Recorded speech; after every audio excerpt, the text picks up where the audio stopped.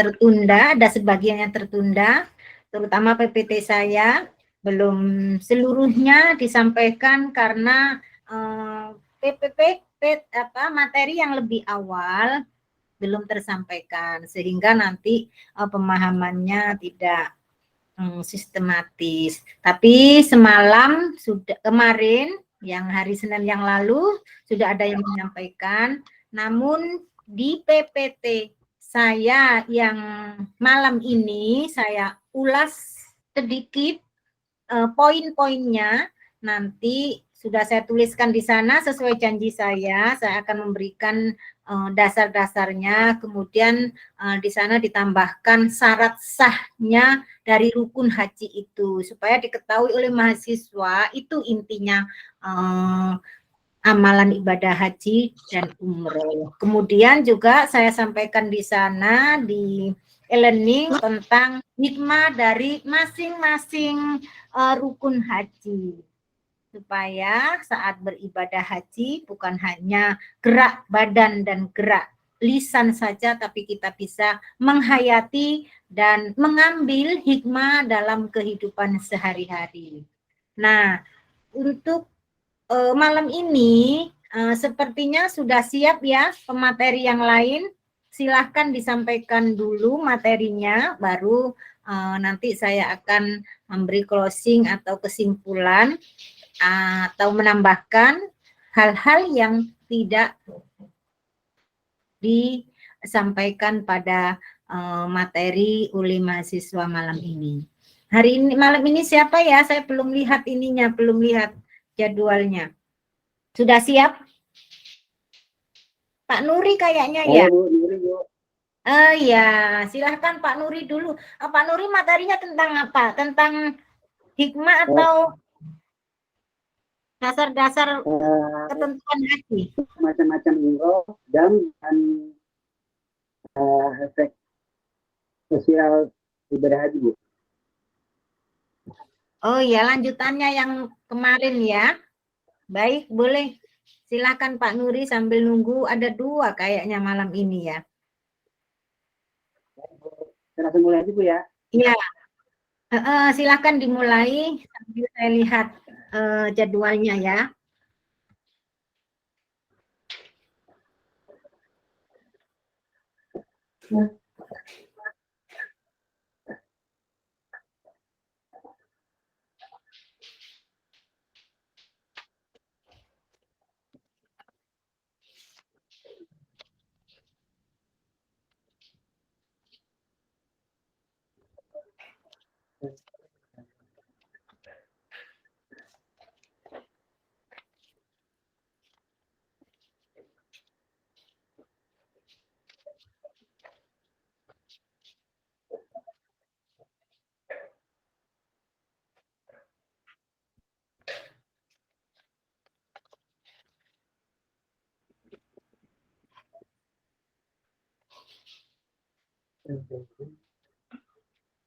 Pak Nuri, mau tambahan ya Pak Nuri ya? Nama tambahan bukan? Ya Bu, tambahan Bu. Oh ya, pantas.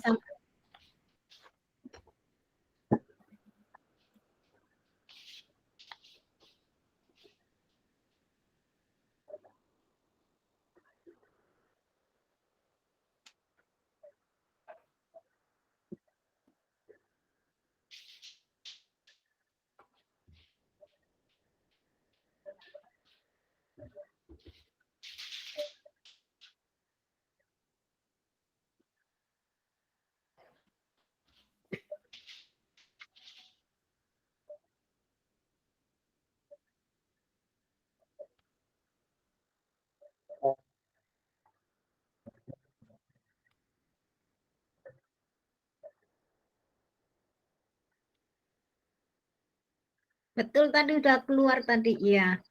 Cuman suaranya yang belum muncul. Assalamualaikum warahmatullahi wabarakatuh. Waalaikumsalam warahmatullahi wabarakatuh. Bismillahirrahmanirrahim. Alhamdulillahirrahmanirrahim. Nabi nasta'in.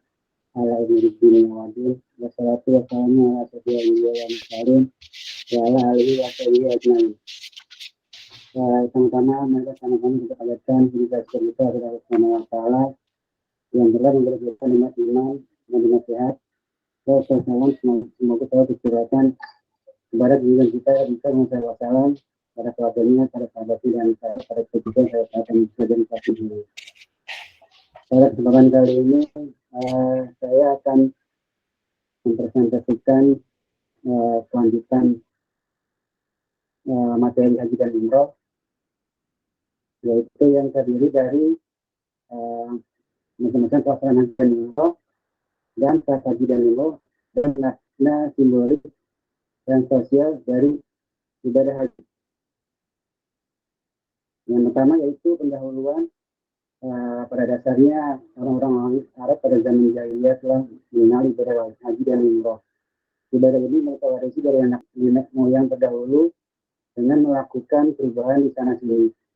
Akan tetapi untuk umum pelaksanaannya masih tetap ada seperti tawaf, wukuf, dan melontar jumroh. Haji adalah rukun Islam yang kelima setelah syahadat, salat, zakat, dan puasa. Menunaikan ibadah haji adalah bentuk ritual tahunan dilaksanakan kaum muslimin sebenarnya mampu baik secara material, fisik, dan keilmuan dengan berkunjung dan melaksanakan beberapa kegiatan di beberapa tempat di Arab Saudi pada suatu waktu yang terkenal sebagai musim haji pada bulan Zulhijjah. Nah, ini berbeda dengan ibadah umroh yang bisa dilaksanakan sewaktu-waktu. Kegiatan ini kegiatan ibadah haji dimulai pada tanggal 8 Zulhijjah ketika umat Islam bermalam di Mina, wukuf berdiam diri di padang Arafah pada tanggal 9 Zulhijjah dan berakhir setelah melempar jumroh pada tanggal 10 Zulhijjah. Macam-macam pelaksanaan haji. Yang pertama yaitu haji ifrad. Haji ifrad itu umrohnya dilakukan di luar musim haji, artinya hajinya terpisah. Haji ifrad ini berarti mendahulukan haji daripada umroh, yaitu seorang berniat melakukan haji secara tanpa umroh pada bulan-bulan haji, dengan kata lain melaksanakan secara terpisah mirip-mirip dengan melaksanakan ibadah haji yang dilakukan terlebih dahulu. Selanjutnya melakukan umroh di luar musim haji. Tidak di Mekah melakukan tawaf qudum, tawaf di awal kedatangan di Mekah, kemudian salat 2 rakaat di belakang makam Ibrahim. Setelah itu selesai di antara Syafa dan Marwah untuk hajinya tersebut tanpa bertahallul. Kemudian menetapkan diri dalam kondisi berihram. Sudah halal baginya melakukan hal-hal yang diharamkan ketika ihram. Jadi dia tetap dalam keadaan ihram hingga datang masa tahallulnya pada tanggal 10 Zulhijjah. Untuk haji saat ini tidak ada kewajiban menyembelih hewan kurban. Apabila ibadah haji sudah selesai, maka orang tersebut mengenakan ihram kembali untuk melaksanakan umroh, yaitu seorang yang berihram untuk melaksanakan ibadah haji saja. Dia tidak bertahallul dari ihramnya kecuali setelah melempar jumroh Aqabah pada tanggal 10 Zulhijjah, dan tidak ada kewajiban menyembelih haji baginya. Yang kedua itu haji tamattu, yaitu ibadah umroh dan haji yang dikerjakan bukan bersama pada musim haji, dan diantara keduanya dipisah dengan tahallul, artinya bersenang-senang. Kemudian kita berhaji. Orang berihram melaksanakan umroh bulan haji. Zulkaidah di hari pertama dari Zulhijjah. Memasuki kota Makkah lalu menyelesaikan umrahnya dengan melaksanakan tawaf umroh, sa'i umroh, kemudian bertahallul dari ihramnya dengan memotong pendek atau mencukur rambut kepalanya. Lalu tetap dalam kondisi bertahallul, tidak berihram, hingga datangnya hari Tarwiyah, yaitu tanggal 8 Zulhijjah. Pada hari Tarwiyah tanggal 8 Zulhijjah berihram kembali dari Makkah untuk menunaikan hajinya hingga sempurna. Bagi yang berhaji tamattu wajib menyembelih hewan kurban, seekor kambing, sepertujuh dari sapi, dan atau sepertujuh dari unta pada tanggal 10 Zulhijjah atau di hari-hari tasyrik, yaitu tanggal 11, 12, 13 Dzulhijjah. Jika tidak mampu menyembelih, maka wajib berpuasa 10 hari, 7 hari di waktu haji, ya dilakukan di hari tasyrik. Namun lebih utama dilakukan sebelum tanggal 9 Dzulhijjah atau hari Arafah dan 7 hari setelah pulang ke kampung halamannya. Baik jamaah yang memilih haji tamattu karena relatif lebih mudah karena saya tawaf dan saya lakukan tahalul agar terbebas dari larangan ihram. Haji tamattu ialah seorang berihram untuk melaksanakan umroh pada bulan-bulan haji. Memasuki Makkah lalu menyelesaikan umrohnya dengan melaksanakan tawaf, umroh, sa'i umroh, kemudian bertahalul dari ihramnya dengan memotong pendek atau mencukur rambut kepalanya. Lalu tetap dalam kondisi tidak berihram sehingga datangnya hari tarwiyah yaitu tanggal 8 Dzulhijjah. Apabila tanggal 8 Dzulhijjah adalah tiba, dia berihram lagi untuk melaksanakan haji dengan mengucapkan baik Allahumma hajjah, lalu menjalankan manasiknya selesai. Orang yang melaksanakan haji tamattu wajib menyembelih binatang hadiyah. Haji kira itu ada umroh bukan pada haji. Tujuannya dengan tahalul. Artinya melaksanakan haji sekali.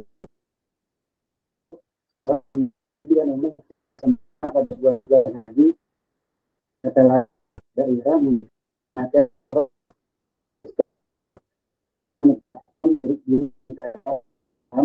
tidak tahalul hingga tidak untuk umroh dan untuk haji sebelum memulai sekali. Kemudian masuk ke Makkah dan melakukan tawaf dan di awal kedatangan pada waktu di Makkah. Lalu sholat tawaf di belakang makam Nabi Ibrahim. Setelah itu bersa'i di antara Safa dan Marwah untuk umroh dan hajinya sekaligus dengan satu sa'i tanpa bertahalul. Kemudian masih dalam kondisi berihram dan tidak halal baginya melakukan hal-hal yang diharamkan ketika ihram hingga datang masa tahalulnya pada tanggal 10 Dzulhijjah. Untuk haji qiran ini wajib menyembelih hewan kurban yaitu seekor kambing, terdiri dari sapi atau terdiri dari unta pada tanggal 10 Dzulhijjah atau di hari-hari tasyrik yaitu tanggal 11, 12, dan 13 Dzulhijjah. Jika tidak mampu menyembelih, maka wajib berpuasa selama 10 hari, yaitu 7 hari di waktu haji, dia dilakukan di hari tasyrik, namun lebih utama dilakukan sebelum tanggal 9 Dzulhijjah atau hari Arafah, dan 7 hari setelah pulang ke kampung halamannya. Dengan cara ini berarti seluruh pekerjaan umrohnya sudah tercakup dalam pekerjaan haji. Nah, untuk selanjutnya yaitu macam-macam pelaksanaan umroh. Berdasarkan tabel yang terlihat di layar, umroh menjadi dua macam, yaitu umroh mufradah, yaitu umroh yang dikerjakan secara terpisah, kapan saja bisa pada bulan haji, tapi tidak dihubungkan dengan haji tamattu. Bacaan talbiyahnya baik Allahumma umroh, aku penuhi panggilanmu ya Allah dengan melaksanakan umroh. Umroh tamattu yaitu umroh yang dikerjakan seorang yang melaksanakan haji tamattu, dilaksanakan pada bulan haji, yaitu Syawal, Dzulhijjah, 10 hari, bulan Dzulhijjah. Dan niatnya baik Allahumma umroh mutamatta'al biha ila haji. Aku penuhi panggilanmu ya Allah dengan melaksanakan umroh menyebutkan dengan haji. Kan saat haji dan umroh, menurut bahasa dan berarti mengalirkan darah, menyembelih binatang kurban yang dilakukan pada saat ibadah haji. Dan adalah benda yang wajib dilaksanakan oleh orang yang selama menunaikan ibadah haji dan umroh melanggar larangan haji atau meninggalkan wajib haji.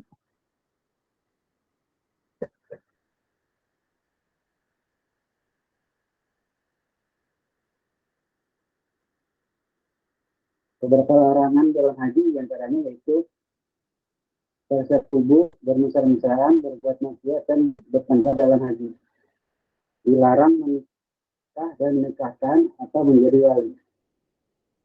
Sekarang memakai pakaian yang berjahit, berharum-haruman, wangi, menutup kepala, memakai sepatu yang menutup mata kaki. Perempuan dilarang berbuka dan kedua telapak tangan.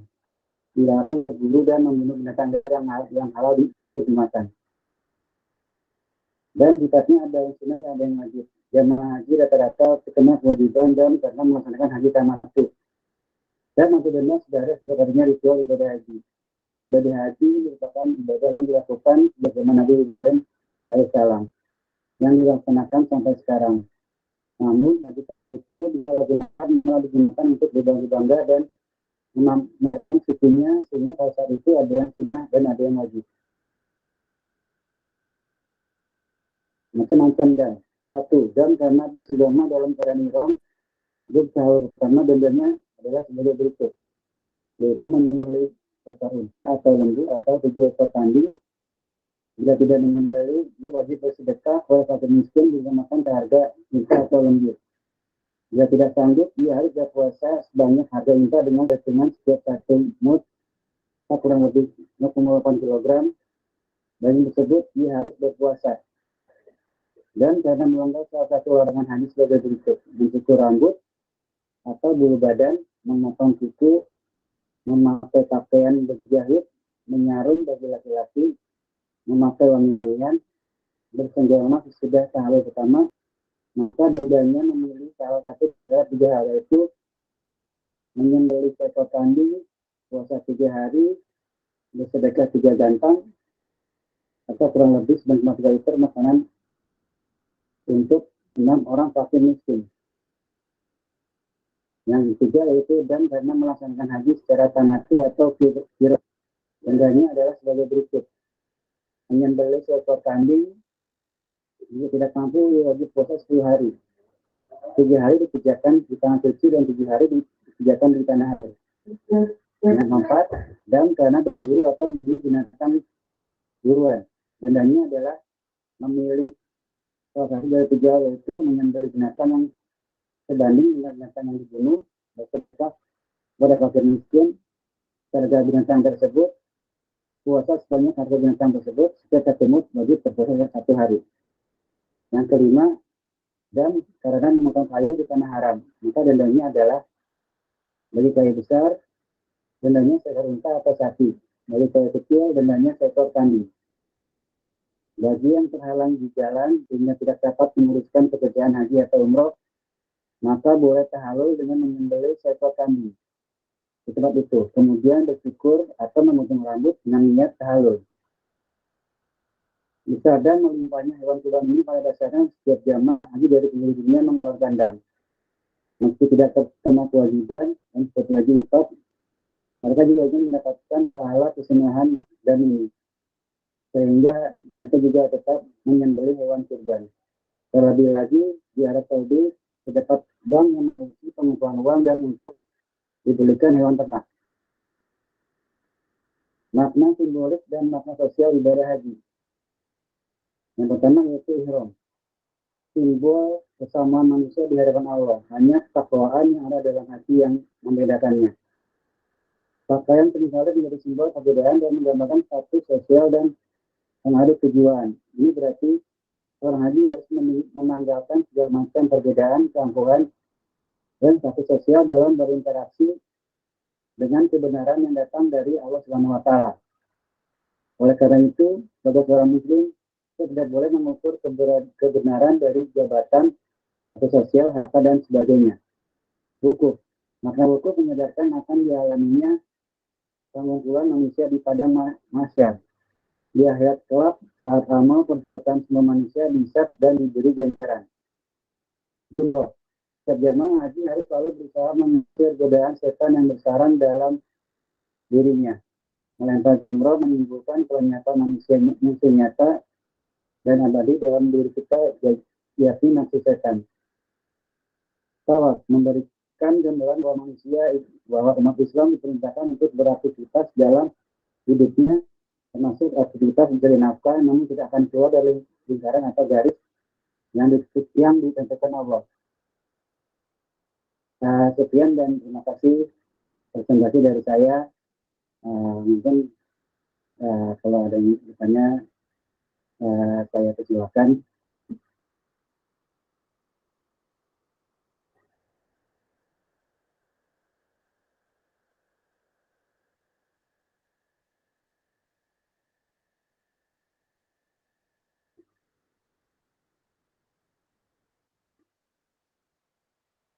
Mungkin itu kali ya presentasi dari saya, Bu ya.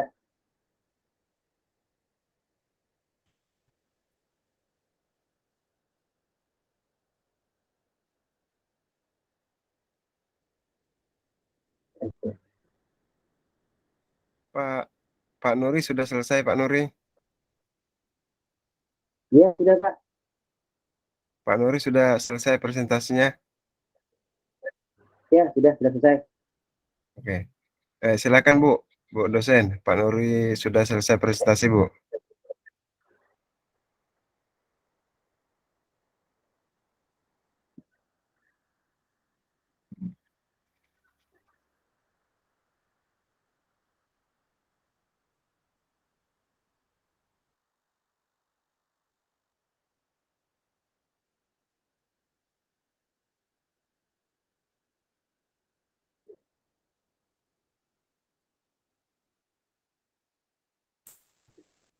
Assalamualaikum Bu dosen. Izin Bu.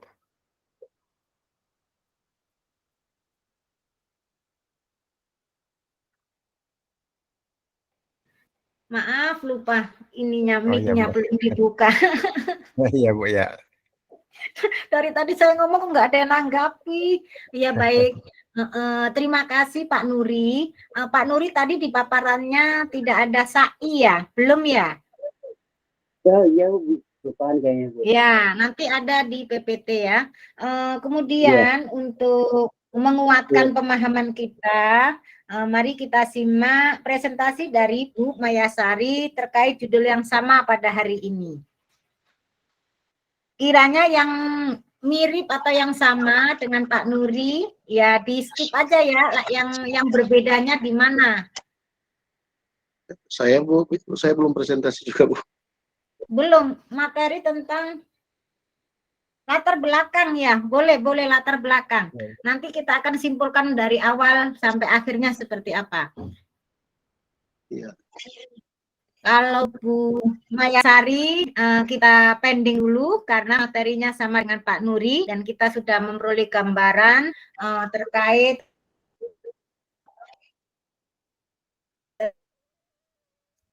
haji dan umroh dan makna simboliknya.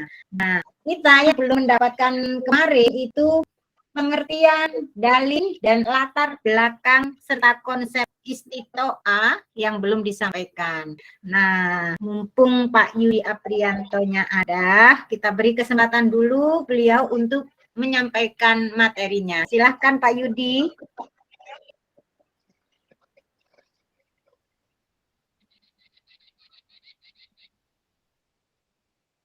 Monggo Pak Yudi Aprianto.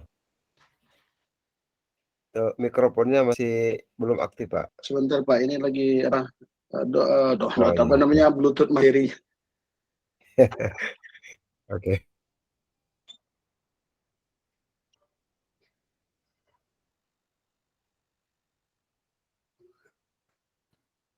Sambil menunggu pemateri, saya akan lempar satu pertanyaan tentang tahallul.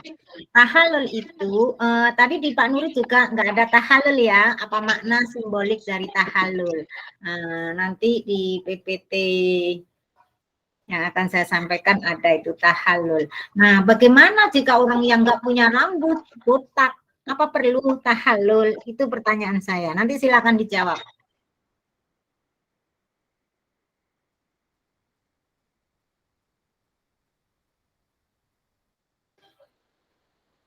Tahallul kan menggunting rambut. Nah, bagaimana yang memang aslinya botak, mohon maaf, yang tidak punya rambut?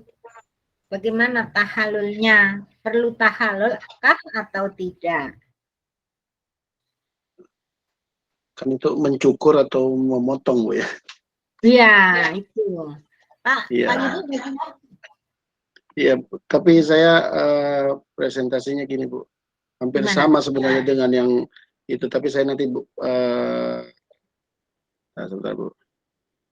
Latar belakang sejarahnya. Seperti apa sih ada haji ini? Saya nggak bisa.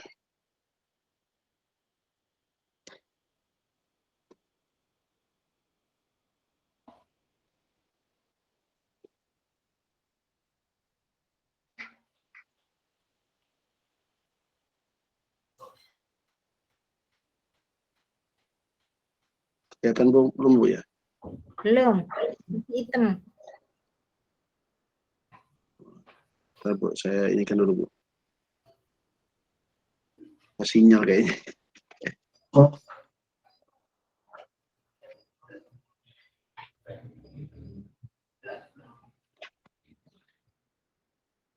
Kok nggak mau ya, Pak Yudi? Belum ada. Atau dikirim PPT-nya Pak di grup Pak, nanti saya yang presentasikan Pak.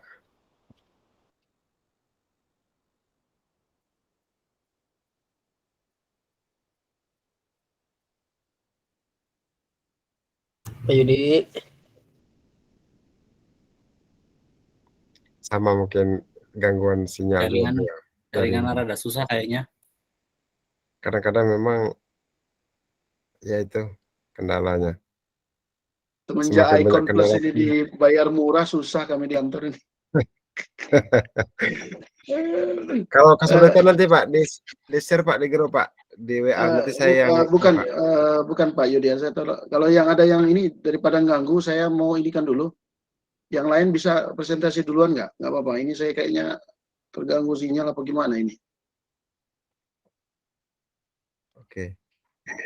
Coba Bagaimana diinikan Bu dulu, dosen Bu? Yang lain, Bu. Bu dosen. Atau saya langsung ya? Kalau saya langsung nanti berarti udah selesai. Atau Iya, Bu, lumayan kan? Kalau saya nanti dibabat HP saya nanti habis kayak kemarin waktunya kebablasan. Bu Maya Sari ada nggak? Bu Maya Sari? Ada Bu Maya Sari Bu. Tadi ada Bu.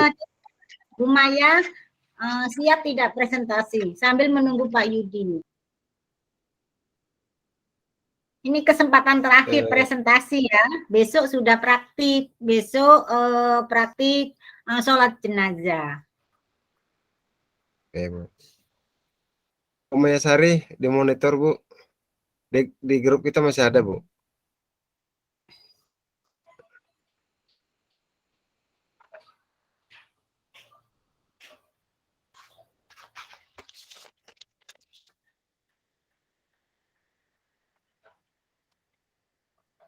Bu Maya Sari, Assalamualaikum. Mungkin sinyal Bu. Oh iya. Sinyalnya susah Bu, biasanya harus nyebrang pulau. Ini jam berapa sih udah? Masih 1 jam lagi sih. Nggak apa-apa kita beri kesempatan atau langsung saya. Tapi Pak Maya Yudi Sari itu di Kepulauan Riau Bu, jadi memang agak susah. Kepri ya. Iya. Nyebrang Bu, harus nyebrang pulau baru dapat sinyal. Ya, bui laut Perjuang. ke bawah ombak. Pak Yudi materinya ada ini ada bisa ditolong Pak Yudi itu Pak Arsa. Yang materi dari Ibu. Dari Pak Yudi. Kalau dari saya udah siap. Dari Pak Yudi. Belum ada Bu di share beliau Bu di grup WA. Oh, nggak di share ya? Sebentar Bu. Ya. Baik, silakan dijawab tadi pertanyaan saya terkait dengan tahallul. Tahallul itu kan prosesi menggunting sebagian rambut minimal 3 helai sebagai tanda selesainya atau berakhirnya pelaksanaan haji atau umroh dan dihalalkannya yang dilarang selama ihram. Nah, bagaimana dengan yang gundul? Silakan Pak Yudi. Oke Bu, terima kasih Bu. Assalamualaikum warahmatullahi wabarakatuh. Waalaikumsalam warahmatullahi wabarakatuh. Saya mencoba memberikan tanggapan. Ini saya ambil dari Majmu' Fatawa dari Ibnu Utsaimin halaman 159. Beliau berpendapat jika seseorang tidak memiliki rambut, maka dia tidak diwajibkan apa-apa, tidak juga harus menjalankan pisau cukur di atas kepalanya. Dia dapat tahalul tanpa menggundul. Adapun jika dia memiliki rambut walau sedikit, maka hendaknya dia gunakan pisau cukur untuk menggundulnya. Maka dengan demikian dia telah tahalul. Syekh Ibnu Utsaimin rahimahullahu taala pernah ditanya tentang orang botak yang tidak ada rambutnya sama sekali. Apa yang dia lakukan saat tahalul? Maka dia jalankan pisau cukur di atas kepalanya. Artinya walaupun tidak ada rambut, tapi pisaunya dijalankan di atas kepalanya. Beliau menjawab, tidak ada kewajiban apa-apa baginya. Tidak juga harus menjalankan pisau cukur di atas kepalanya. Sebagian ulama berkata, hendaknya orang yang seperti itu menjalankan pisau cukur di atas kepalanya. Akan tetapi hal itu tidak benar. Jadi pendapat Syekh Ibnu Utsaimin tidak perlu menjalankan pisau di atas kepalanya yang botak tadi. Namun sebagian daripada ulama lain mencukupkan menjalankan pisau di atas kepalanya. Mungkin itu Bu, demikian, terima kasih. Terima kasih. Berarti simbolik ya. Memang bagi yang tidak punya rambut tidak harus memaksakan diri untuk menunggu rambutnya tumbuh. Namun pendapat saya Utsaimin betul, dan pendapat yang lain juga kita perlu perhatikan, yaitu dengan simbol. Seperti yang disampaikan tadi, sekedar simbolik menjalankan cukur tadi di atas kepala, atau dengan menggugurkan atau mengambil rambut yang lain, misalnya jenggot atau kumis, jika punya. Boleh digugurkan sebagai simbolik tanda selesainya.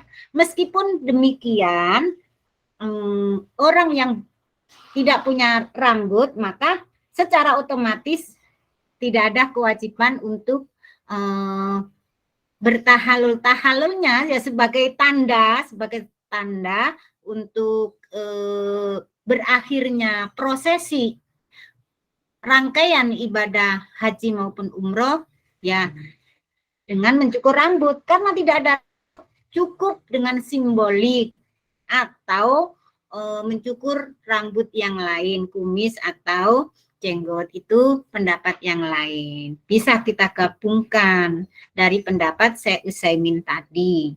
Seperti itu ya.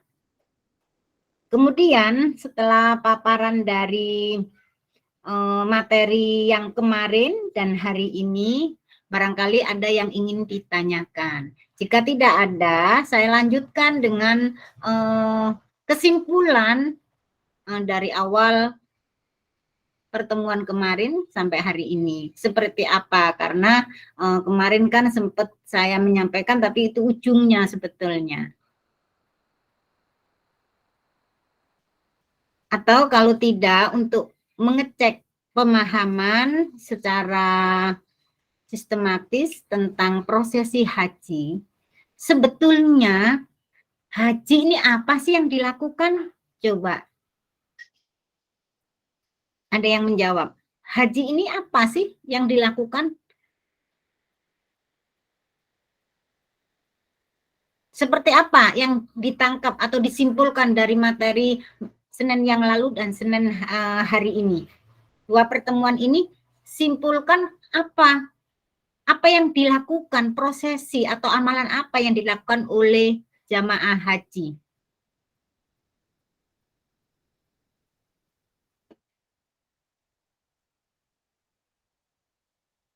Pak Asep?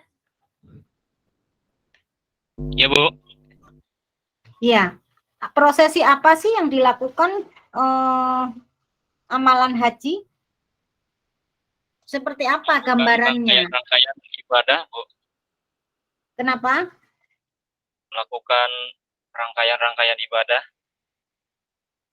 Rangkaian ibadah, ibadahnya seperti apa gitu. Kalau sholat kan perbuatan atau ucapan yang dimulai dengan takbiratul ihram dan diakhiri dengan salam. Nah, sekarang haji itu apa yang dilakukan? Prosesi-prosesi itu apa saja? Disebut nanti pulangnya disebut sudah melaksanakan haji. Yang lain nanti disiapkan ya. Ini materi haji ini nanti bagian dari soal UAS.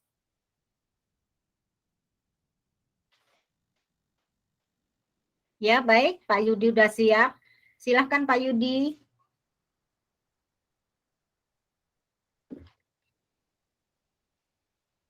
Sudah nampak belum? Sudah.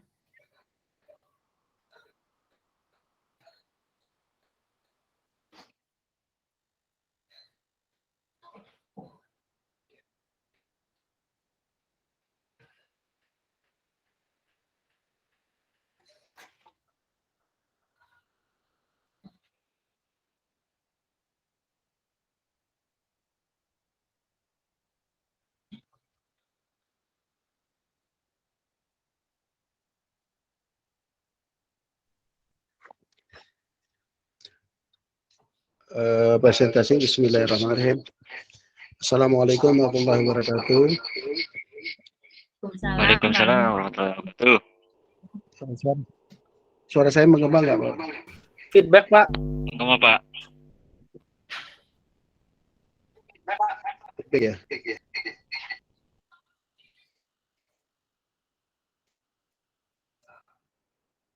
Oke, habis.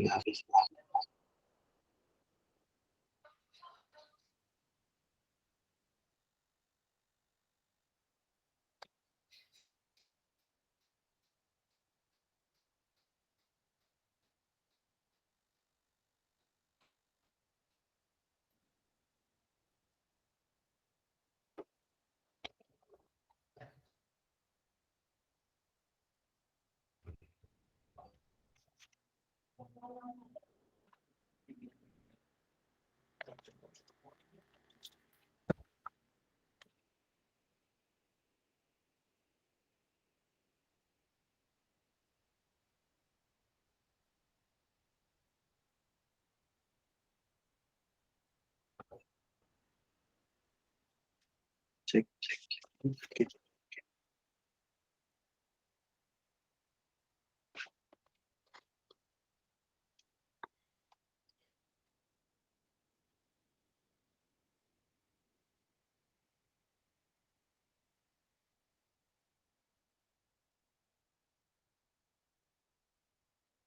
Baiklah, sekali lagi saya ucapkan Assalamualaikum warahmatullahi wabarakatuh. Waalaikumsalam warahmatullahi wabarakatuh. Izin Ibu dosen yang saya hormati, izin rekan-rekan semua, marilah kita selalu bersyukur kepada Allah Subhanahu wa Ta'ala karena atas limpahan rahmat dan hidayah kita dapat melakukan kegiatan perkuliahan pada malam hari ini. Salawat dan salam tak lupa selalu kita sanjung agungkan kepada junjungan kita sang uswatun hasanah Nabi besar Muhammad Sallallahu Alaihi Wasallam. Dan izin Ibu dosen, mohon maaf untuk Senin kemarin saya belum bisa presentasi karena posisi masih di perjalanan. Untuk malam ini insya Allah mudah-mudahan saya bisa untuk memaparkan presentasi yang saya telah buat. Baiklah, materi haji dan umroh, presentasi sebagai pemenuhan tugas praktikum ibadah ITB Ahmad Dahlan, Yudi Aprianto, NPM 2162-201200, kelas S1 Akuntansi Sarjana Desa. Haji dan umroh, kewajiban untuk haji ini diterangkan dalam Al-Quran surat Ali Imran ayat 97 sebagai berikut, dengan artinya dan kewajiban manusia kepada Allah bagi yang sudah mampu melaksanakan ibadah haji adalah segera menunaikannya. Pendahuluan, agama Islam bertugas mendidik zahir manusia, mensucikan jiwa manusia, dan membebaskan diri manusia dari hawa nafsu dengan ibadah yang tulus, ikhlas, dan akidah yang murni sesuai kehendak Allah. Insya Allah akan menjadi orang yang beruntung. Ibadah dalam agama Islam banyak macamnya. Haji dan umrah adalah salah satunya. Haji merupakan rukun iman yang kelima setelah syahadat, sholat, zakat, dan puasa. Ibadah haji adalah ibadah yang baik karena tidak hanya menawan hawa nafsu dan menggunakan tenaga dalam mengerjakannya, namun juga semangat dan harta. Zarkasi 1995. Rukun Islam yang terakhir adalah naik haji ke Baitullah. Maksudnya adalah berkunjung ke tanah suci Baitullah. untuk melaksanakan serangkaian amal ibadah sesuai dengan syarat, rukun, dan waktu yang telah ditentukan. Ibadah haji ditentukan kepada muslim yang mampu. Pengertian mampu atau kuasa, yaitu mempunyai bekal yang cukup untuk pergi dan bekal bagi keluarga yang ditinggalkannya. Sama halnya dengan umroh yang dapat dilakukan pada bulan-bulan lain selain bulan Zulhijjah. Haji dan umroh merupakan suatu kegiatan rohani yang di dalamnya terdapat pengorbanan, ungkapan raja syukur, berbuat kebajikan dengan kerelaan hati, melaksanakan perintah Allah, serta mewujudkan pertemuan besar dengan umat Islam lainnya di seluruh dunia. Istitah kesehatan jemaah haji adalah kemampuan jemaah haji dari aspek kesehatan yang melakukan fisik dan mental yang terukur dengan pemeriksaan yang dapat dipertanggungjawabkan sehingga jemaah haji dapat menjalankan ibadah sesuai tuntunan agama Islam. Hajah ad-dillah dalam sambutan pembukaan mengatakan, perintah berhaji ini turun di zaman Nabi Ibrahim, dan untuk berhaji jemaah harus mampu dalam hal ini dinyatakan istitah. Istitah menjadi salah satu syarat wajib haji, tegasnya. Istitah mencakup aspek finansial dan kesehatan. Ini sama, Bu. Cara melaksanakan ibadah haji ada 3 macam, yaitu haji ifrad, langsung aja itu skip aja. Maaf Kak, yang itu di skip aja. Nah, hikmah ihram dan keutamaannya. ini juga skip dulu ya. Kemudian hukum mengerjakan ibadah haji. Hukum melaksanakan haji adalah wajib bagi setiap haji yang mampu sesuai dengan firman Allah dalam surat Al-Imran ayat 97. Dan kewajiban manusia kepada Allah bagi yang sudah mampu melaksanakan ibadah haji adalah segera menunaikan. Ibadah haji fardu adalah sesuatu yang apabila tidak dikerjakan sesuai ketentuan maka ibadah haji tidak sah, seperti tidak melakukan wukuf di Arafah. Wajib dalam ibadah haji atau umrah adalah sesuatu yang jika diabaikan secara keseluruhan atau tidak memenuhi syaratnya, maka haji atau umrah tetap sah. Tetapi orang yang bersangkutan harus melaksanakan sanksi yang telah ditetapkan.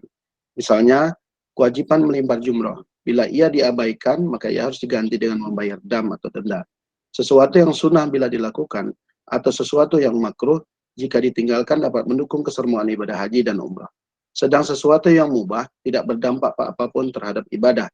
Sedangkan umrah hukumnya mutahabah, artinya baik untuk dilakukan dan tidak diwajibkan atau disebut tatawu, yang artinya ialah tidak diwajibkan, tetapi baik dilakukan untuk mendekatkan diri kepada Allah Subhanahu wa Ta'ala dan melakukannya lebih utama daripada meninggalkannya, karena tatawu mempunyai ganjaran pahala. Syarat wajib haji dan umrah. Orang yang wajib menjalankan haji dan umrah itu hanyalah yang memenuhi syarat, yaitu Islam. Beragama Islam merupakan syarat mutlak bagi orang yang akan melaksanakan ibadah haji dan umrah. Karena itu orang-orang kafir tidak mempunyai kewajiban haji dan umrah. Demikian pula orang yang murtad. Kedua berakal, yaitu wajib bagi orang yang bisa membedakan yang mana kebaikan dan yang mana keburukan. Baligh bagi laki-laki, yaitu sudah mempunyai mimpi basah atau umur 15 tahun, dan bagi perempuan sudah keluar darah haid. Anak kecil tidak wajib haji dan umrah. Sebagaimana dikatakan oleh Nabi Sallallahu Alaihi Wasallam, Nabi Muhammad Sallallahu Alaihi Wasallam, kalam dibebaskan dari mencatat atas anak kecil sampai ia menjadi baligh. Orang tidur sampai ia bangun, orang yang gila sampai ia sembuh. Ketiga, selanjutnya merdeka, yaitu tidak menjadi budak orang lain. Budak tidak wajib melakukan ibadah haji, karena ia bertugas melakukan kewajiban yang dibebankan oleh tuannya. Padahal menunaikan ibadah haji memerlukan waktu. Di samping itu, budak itu termasuk orang yang tidak mampu dari segi biaya, waktu, dan lain-lain. Mampu atau kuasa artinya, yaitu mampu dalam perjalanan, mampu harta, dan mampu badan atau sehat jasmani dan rohani. Rukun haji dan umrah. Rukun haji dan umrah adalah kegiatan yang apabila tidak dikerjakan, maka hajinya dianggap batal. Berbeda dengan wajib haji. Wajib haji adalah sesuatu perbuatan yang perlu dikerjakan. Namun wajib haji ini tidak menentukan sahnya suatu ibadah haji. Apabila wajib haji tidak dikerjakan, maka wajibnya diganti dengan dam. Rukun haji ada 6, yaitu 1. Ihram atau berniat. Ihram adalah berniat mengerjakan haji atau umrah, bahkan keduanya sekaligus. Ihram wajib dimulai mikatnya, baik mikat zamani maupun mikat makani. Sunnah sebelum memulai ihram diantaranya adalah mandi menggunakan wewangian pada tubuh dan rambut, mencukur kumis dan memotong kuku. Untuk pakaian ihram bagi laki-laki dan perempuan berbeda. Untuk laki-laki berupa pakaian tidak dijahit dan tidak bertutup kepala. Sedangkan perempuan seperti halnya sholat tertutup semua kecuali muka dan telapak tangan. Kedua, wukuf atau hadir di Arafah. Waktu wukuf adalah tanggal 9 Zulhijjah pada waktu zuhur. Setiap seseorang yang haji wajib baginya untuk berada di padang Arafah pada waktu tersebut. Wukuf adalah rukun penting dalam haji. Jika wukuf tidak dilaksanakan dengan alasan apapun, maka hajinya dinyatakan tidak sah dan harus diulang pada waktu berikutnya. Pada waktu wukuf disunahkan untuk memperbanyak istighfar, zikir, dan doa untuk kepentingan diri sendiri maupun orang banyak, dengan mengangkat kedua tangan dan menghadap kiblat. Selanjutnya yaitu tawaf ibadah. Tawaf ibadah adalah mengelilingi Ka'bah sebanyak 7 kali dengan syarat suci dan dari hadis dan hadis baik badan maupun pakaian. Menutup aurat. Ka'bah berada di sebelah kiri orang yang mengelilinginya. Memulai tawaf dari arah Hajar Aswad atau batu yang terletak di satu pojok di luar Makkah. Macam-macam tawaf itu sendiri ada 5. Pertama, tawaf kudum adalah tawaf yang dilakukan ketika baru sampai di Mekah. Tawaf ibadah adalah tawaf yang menjadi rukun haji. 3, tawaf sunnah adalah tawaf yang dilakukan semata-mata mencari ridho Allah. 4, tawaf nazar adalah tawaf yang dilakukan untuk memenuhi nazar. 5, tawaf wada adalah tawaf yang dilakukan sebelum meninggalkan kota Makkah. Selanjutnya sa'i. Sa'i adalah lari-lari kecil atau jalan cepat antara Safa dan Marwah. Keterangannya, syarat-syarat sa'i adalah sebagai berikut. 1, dimulai dari Bukit Safa dan berakhir di Bukit Marwah. 2, dilakukan sebanyak 7 kali. 3, melakukan sa'i setelah tawaf kudum. Tahallul ada mencukur atau menggunting rambut setidaknya 3 helai. Pihak yang mengatakan mencukur sebagai rukun beralasan karena tidak dapat diganti dengan penyembelihan. Tertib maksudnya adalah menjalankan rukun haji secara berurutan. Selanjutnya yaitu wajib haji. Amalan dalam ibadah haji yang wajib dikerjakan disebut wajib haji. Wajib haji tidak menentukan sahnya ibadah haji. Jika tidak dikerjakan hajinya tetap sah, namun dikenakan dam atau denda. Berikut adalah beberapa wajib haji yaitu ihram dari mikot. Mikot adalah tempat dan waktu yang disediakan untuk melaksanakan ibadah haji. Ihram dari mikot bermaksud niat haji ataupun niat umrah dari mikot, baik mikot zamani maupun mikot makani. Mikot makani adalah tempat awal melaksanakan ihram bagi yang akan haji dan umrah. Selanjutnya bermalam di Muzdalifah. Dilakukan setelah wukuf di Arafah sesudah terbenamnya matahari pada tanggal 9 Zulhijjah. Di Muzdalifah melakukan sholat maghrib dan isya, melakukan jamak dan qasar karena suatu perjalanan jauh. Di Muzdalifah ini kita dapat mengambil kerikil-kerikil untuk melaksanakan wajib haji. Selanjutnya melempar jumrah. Kita bisa mengambil sebanyak 49 atau 70 butir kerikil. Selanjutnya melempar jumrah Aqabah. Pada tanggal 10 Zulhijjah di Mina, dilaksanakan melempar jumrah sebanyak 7 butir kerikil sebanyak 7 kali limparan. Waktu paling utama untuk melempar jumrah ini yaitu waktu duha. Setelah melakukan ini kemudian melaksanakan tahallul pertama, mencukur atau memotong rambut. Selanjutnya melempar jumrah ula, wusta, dan aqabah. Melempar ketiga jumrah ini dilakukan pada tanggal 11, 12, dan 13 Dzulhijjah. Diutamakan sesudah tergelincirnya matahari. Dalam hal ini ada yang melaksanakan hanya pada tanggal 11 dan 12 saja, kemudian ia kembali ke Mekah. Inilah yang disebut dengan nafar awal. Selain nafar awal ada juga yang disebut nafar sani, yaitu orang yang baru datang pada tanggal 13 Dzulhijjah. Orang-orang diharuskan melempar jumlah 3 sekaligus, yang masing-masing 7 kali limparan. Selanjutnya bermalam di Mina. Pada tanggal 11 hingga 1 Zulhijjah, inilah yang diwajibkan bermalam di Mina. Bagi yang nafar awal diperbolehkan hanya bermalam pada tanggal 11 dan 12 saja. Selanjutnya tawaf wada. Sama dengan tawaf sebelumnya, tawaf wada dilakukan di saat akan meninggalkan Baitul Makkah. Yang G, menjauhkan diri dari hal yang diharamkan pada saat ihram. Menghindari dari berbagai larangan yang sudah ditentukan karena orang-orang yang melanggar aturan ini akan dikenakan dam atau denda. Selanjutnya sunnah-sunnah haji. Cukup banyak sunnah haji, diantaranya berikut ini adalah sunnah-sunnah yang berhubungan dengan ihram, tawaf, sa'i, dan wukuf. Yaitu 1. Mandi sebelum ihram. 2. Menggunakan kain ihram yang baru. 3. Memperbanyak talbiyah. 4. Melakukan tawaf kudum atau kedatangan. 5. Sholat 2 rakaat tawaf. 6. Bermalam di Mina. 7. Mengambil pola ifrat, yaitu pola mendahulukan haji daripada umrah. 8 tawaf wada atau perpisahan dari buku Salim. Larangan selama berikhram. Hal-hal yang dimaksud larang ini adalah yang diharamkan dilakukan bagi yang berikhram. Haram bukan berartian sebagai perbuatan yang menjadikan dosa, karena belum pernah ada pendapat ulama tentang melanggar larang-larangan ini mendapatkan dosa. Sebagai contoh, pelanggaran suatu hajat, tidak mencukur rambut dikarenakan memiliki penyakit, yang jika rambutnya cukur bisa mengurangi kesehatan seseorang haji, maka ini hukumnya tidak dosa. Adapun jika larangan sengaja dilanggar, maka ia akan berdosa. Beberapa larangan tersebut diantaranya itu, bagi laki-laki dilarang menggunakan pakaian berjahit. Bagi laki-laki dilarang menggunakan penutup kepala. Larangan bagi perempuan untuk menutup muka dan telapak tangannya. 4. Di saat ikhram, bagi laki-laki maupun perempuan, wangi-wangian untuk badan maupun pakaian boleh memakainya sebelum ikhram. Di saat ikhram. 5. Dilarang menikah, menikahkan atau menjadi wali nikah. Tidak boleh ada proses pernikahan. 6. Dilarang bersetubuh atau senggama. Uwaidah 2008. Kesimpulan yang bisa diambil, masalah pelaksanaan haji dan umrah adalah masalah yang sangat penting karena termasuk dari bagian rukun Islam yang kelima. Pelaksanaan ibadah haji dan umrah harus sesuai dengan tata cara yang telah diatur dalam syariat Islam. Dalam hal ini, seseorang yang ingin melaksanakan ibadah haji dan umrah haruslah mengetahui rukun, syarat, sesuatu yang diwajibkan dalam haji dan umrah serta kesunah-sunahannya. Terima kasih. Assalamualaikum warahmatullahi wabarakatuh. Waalaikumsalam. Waalaikumsalam warahmatullahi wabarakatuh. Terima kasih Pak Yudi. Saya perhatikan dari minggu yang lalu sampai sekarang saling melengkapi apa yang tidak dibahas pada pemateri sebelumnya dibahas pada pemateri yang lainnya. Saya kira saya tidak lagi menjelaskan hal-hal yang inti, namun saya akan memeriksa pemahaman mahasiswa terhadap materi tentang haji ini dalam satu pertanyaan.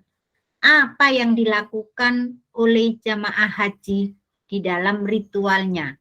Simpulkan secara runtun atau secara sistematis tentang pelaksanaan ibadah haji dari beberapa materi yang disampaikan oleh temannya. Namun sebelum itu saya ingin menyampaikan terkait dengan tawaf hikmah, karena tadi sebagian ada yang tidak tercantumkan tentang hikmah pelaksanaan ibadah haji. Yang terpenting yang perlu dipahami oleh mahasiswa di dalam ibadah haji ini, rukun haji, dan di dalam umroh, rukun umroh. Kemudian dilengkapi dengan wajib hajinya, sandingkan dengan sunnah haji dan apa saja yang dilarangnya. Untuk memahami prosesi ibadah haji dan umroh itu dari sana mulainya. Apa rukunnya, kemudian kewajiban hal-hal yang menjadi wajib haji, yang bila ditinggalkan hajinya tetap sah tapi kena denda. Dan denda sudah disampaikan oleh beberapa pemateri tadi tentang jenis-jenisnya. Kemudian apa saja yang sunnah dilakukan.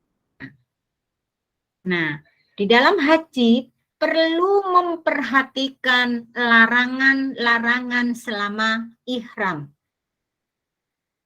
Nah, setelah memahami itu, maka mahasiswa lanjutkan dengan memahami macam-macam pelaksanaan ibadah haji yang ada 3, yaitu ifrad, tamattu, dan qiron. Nah, untuk memahami makna masing-masing dari rukun haji, mari kita lihat. Saya hanya menyampaikan sekilas ya, kalau pengertian sudah, syarat sudah disampaikan tadi, dalil kewajiban juga sudah, kemudian rukun haji juga sudah, rukun umroh, rukun haji dan umroh ini yang perlu ditarik perbedaannya di mana. Kalau sudah difahami itu, maka apa yang menjadi wajib dalam amalan apa yang posisinya sebagai kewajiban bagi jamaah haji, namun bukan rukun. Bedakan antara rukun dan wajib haji. Kalau rukun haji, bila tidak dikerjakan, hajinya tidak sah. Namun kalau wajib haji, jika tidak dikerjakan, hajinya tetap sah, namun harus membayar dam. Dam itu artinya denda. Nah, setelah itu, kalau umrah wajibnya haji tadi ada bermacam-macam. Nah, bedanya dengan wajib umroh itu hanya ada dua, yaitu niat dari mikot yang sudah ditentukan sesuai dengan daerah asalnya. Misalkan orang Indonesia mulai mikot itu batas mulai niatnya di tempat mana. Mikot itu ada dua, mikot zamani dan mikot makani. Mikot zamani itu maksudnya kapan mulai berihram, berniat melakukan haji atau umroh. Kapan waktunya mulai niat? Mikot zamani.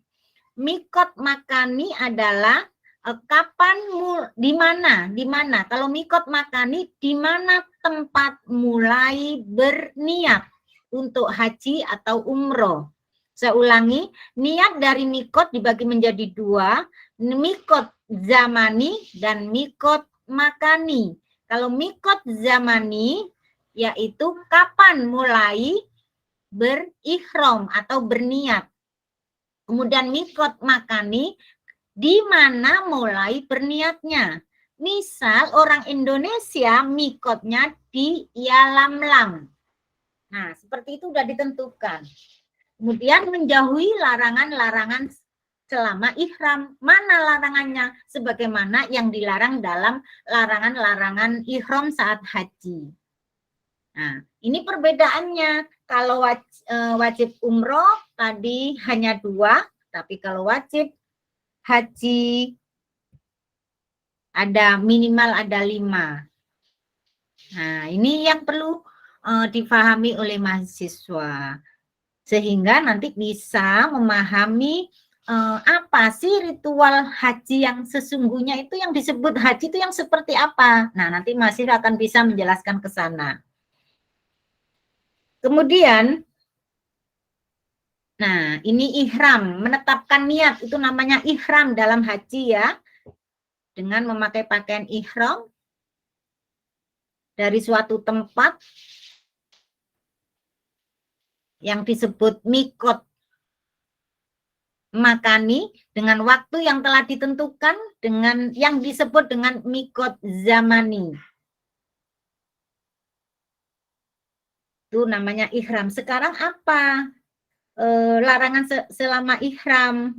Tidak saya sampaikan karena tadi sudah disampaikan. Lanjut ke hikmah ihram. Hikmah ihram ada di PPT sebelumnya. Nah, kemudian ketentuan pakaian ihram. Seperti apa ketentuannya? Bagi jamaah laki-laki ketentuannya ya 2 helai kain yang tidak berjahit, warnanya putih. Kemudian saat melakukan tawaf membuka bahu kanan dan menutup bahu kiri. Kemarin malam sudah saya sampaikan ini. Kemudian disunahkan memakai kain yang berwarna putih, tidak boleh memakai baju, celana, dan sepatu yang menutup tumit. Serta tidak boleh memakai tutup kepala. Misalnya saat tawaf itu panas, sementara di atas kita itu langsung langit. Tidak ada atap masjidnya. Masjidnya itu di samping-samping. Maka ketika panas kemudian kita menutup dengan sapu tangan, maka itu tidak dibolehkan. Itu termasuk larangan dalam ihram. Maka nanti kena denda. Sementara bagi jamaah perempuan, pakaian putih menutup seluruh tubuh kecuali muka dan kedua tangan. Dan bagi yang menggunakan cadar, maka cadarnya dilepas. Sebagaimana saat sholat juga cadar dilepas. Nah, kita setelah bicara soal ini pengertian denda ya, tidak saya sampaikan. Nah, jenis-jenis denda tadi sudah disampaikan secara rinci, namun saya tambahkan di sini perinciannya dibagi menjadi 4 ya, tartib dan takdir. Itu yang seperti apa? Yaitu denda bagi yang melanggar, bagi yang tidak melakukan haji ifrad dengan memilih haji tamato atau kiron dan melakukan pelanggaran yang lain.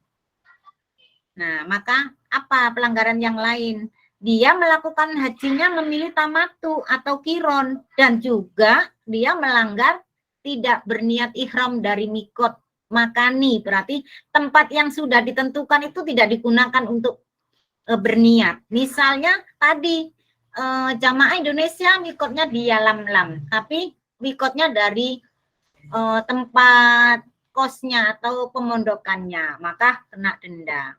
Dan tidak bermalam di Muzdalifah, tidak bermalam di Mina, tidak melontar jumroh. Salah satu itu pelanggarannya tidak melakukan tawaf wada, di mana tawaf wada adalah sunnah hukumnya bagi para jamaah yang akan meninggalkan Mekah. Pembayaran dam haji ini berupa penyembelian seekor kambing. Nah, berarti yang tidak melakukan haji ifrad, jamaah haji harus kena denda atau sanksi dengan menyembelih seekor kambing.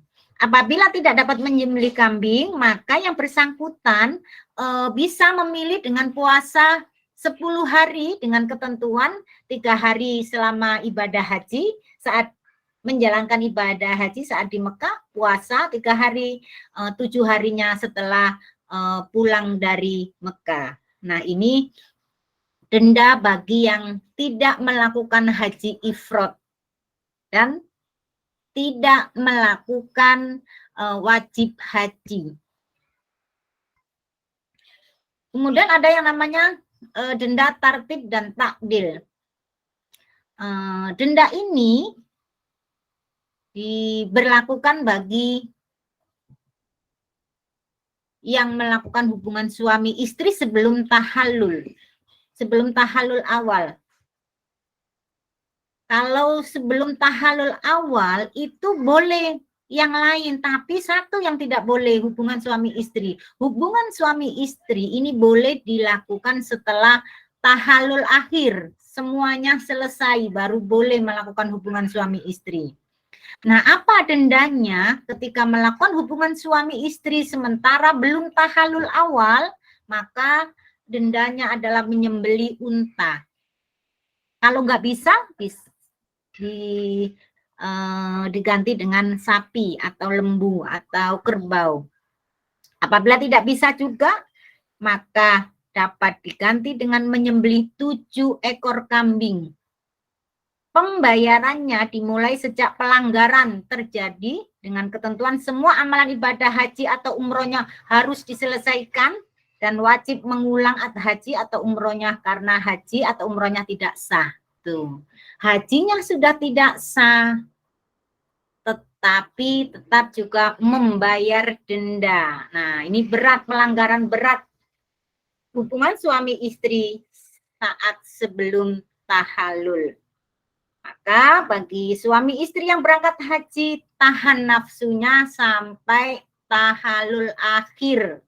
Paling 5 hari. Kalau ditotal dari rangkaian ihram, mulai ihram untuk haji sampai tahallul akhir itu kira-kira waktunya 5 hari. Nah, biasanya godaannya memang besar saat menjelang tahallul ini. Makanya jangan dekat-dekat bagi yang suami istri, biasanya jamaahnya dipisah. Kemudian ada yang namanya tahyir dan takdil. Nah, ini pelanggaran bagi yang berburu binatang ketika berada di tanah haram atau setelah ihram. Tidak dalam keadaan ihram. Keadaan ihram memang dilarang. Nah, namun setelah ihram pun, ketika kita masih berada di Mekah, ketika kita membunuh binatang, maka denda ini atau menebang atau mencabut pepohonan di tanah haram Mekah, maka pembayaran dendanya menyembelih binatang yang sebanding dengan binatang yang diburu, atau memberi makan fakir miskin yang ada di Mekah dengan nilai harga binatang yang diburu. Jika tidak dapat melakukannya, dapat juga membayar dengan puasa sejumlah bilangan mud yang senilai dengan binatang yang diburu. Nah, ini pilihan-pilihan dam yang harus dibayar ketika melanggar mencabut atau berburu, mencabut pepohonan di tanah haram atau berburu binatang di sana. Sebagai penjelasan tambahan dari apa yang sudah disampaikan oleh teman-teman kita tadi. Kemudian ada yang istilahnya takhir dan takdir. Ketentuan dam ini diperuntukkan bagi jamaah haji yang melakukan hal-hal di antara sebagai berikut: membuang atau mencabut atau menggunting rambut.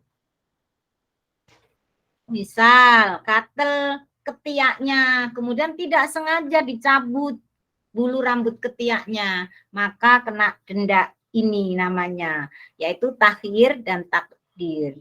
Atau memakai pakaian dilarang selama ihram, seperti pakaian berjahit, atau menggunakan sabuk yang dari bahan itu kan berjahit, dipakai untuk mengikat kain ihramnya, maka kena denda. Atau mengecat atau memotong kuku.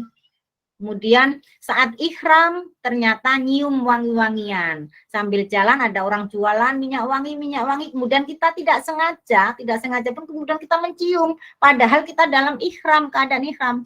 Maka kena denda. Pembayarannya apa? Tuh, menyembelih seekor kambing atau bersedekah kepada 6 orang miskin. Apabila tidak dapat melakukannya, dapat membayar dengan denda dengan cara berpuasa selama 3 hari.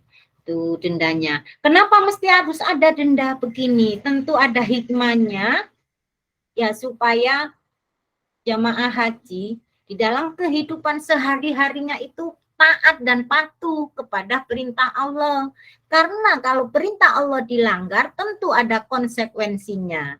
Maka nanti akan saya sampaikan apa saja makna spiritual dan makna sosial dalam ibadah haji. Di antaranya makna spiritual dari semua rangkaian ibadah haji yang ada itu tauhid. Kita diajarkan harus mentauhidkan Allah, bahwa semua peraturan munculnya atau sumbernya dari Allah, dan semua ketaatan kita hanya untuk Allah, tidak untuk yang lainnya. Kemudian ada nilai taat di sana. Dengan adanya dam ini berarti jamaah haji dilatih untuk taat, patuh, dan tunduk kepada semua aturan yang sudah disyariatkan dalam ajaran Islam. Kemudian ada makna sabar. Dengan adanya ihram, kita dilarang banyak berbagai macam hal. Itu kalau kita tidak sabar, pasti akan mengeluh. Nah, di sini ada nilai kesabaran. Makna yang lain, makna spiritual adalah membentuk jiwa kita itu supaya ikhlas dengan semua rangkaian ibadah haji yang beraneka rupa jenis ibadah, sekaligus ada pelarangannya atau larangan-larangan selama berihram. Kalau kita tidak ikhlas, maka akan berat. Tapi kalau kita ikhlas, maka akan muncul kesabaran. Nah, kemudian di dalam ihram juga dilarang rofas. Rofas itu berkata yang jorok atau tidak senonoh. Nah, di sana melatih suci hati, suci pikir, dan suci lisan. Nah, itu diantara makna spiritual dari rangkaian ibadah haji atau peraturan-peraturan dalam melaksanakan ibadah haji. Karena ibadah haji ini adalah ibadah puncak, ibadah terakhir dalam rukun Islam, di mana meliputi ibadah badaniyah dan ibadah maliyah. Kalau sholat hanya ibadah badaniyah, hanya memerlukan tubuh yang bisa digerakkan. Tetapi dalam ibadah haji ini, di samping tubuh yang sehat, untuk melakukan ritual ibadah haji juga dibutuhkan harta untuk ongkos, untuk makan selama di sana, kemudian untuk biaya-biaya yang lainnya. Maka peraturan atau pelarangan-pelarangan yang ada di dalam pelaksanaan ibadah haji ini dalam rangka membentuk pribadi manusia yang mampu mengendalikan hawa nafsu sehingga mudah. Kalau tadi ada ikhlas, dari ikhlas sabar, maka dari situ muncul taat dan ujung-ujungnya adalah kita mentauhidkan Allah dari hal peribadatan kita hanya untuk Allah semata. Kemudian dari ibadah haji itu juga ada mengandung makna sosialnya yang berupa satu pluralitas umat, bahwa umat manusia itu terdiri dari berbagai jenis umat atau bangsa. Dari bermacam-macam bangsa di sana harus tunduk pada aturan haji, di mana harus saat ihram harus memakai baju ihram putih semua, kemudian melaksanakan tawafnya juga sama, tidak ada dibedakan yang kaya maupun yang miskin, yang berpangkat maupun yang tidak berpangkat. Berarti di sana ada persamaan derajat. Kemudian ada keadilan. Keadilan perlakuan untuk jamaah itu menunjukkan bahwa Islam itu bersifat adil. Dan juga di sana ada unsur tolong-menolong antar sesama jamaah. Itu makna spiritual dan sosialnya. Kemudian wukuf. Wukuf itu intinya berdiri, berdiam. Bukan berdiri, berdiam sejenak di area Padang Arafah. Mengenai berdiam dirinya itu mau jualan atau mau apa, itu sudah sah. Hanya saja nilai atau nilai pahalanya ya tentu berbeda dengan yang sambil berzikir di sana, berdiam dirinya.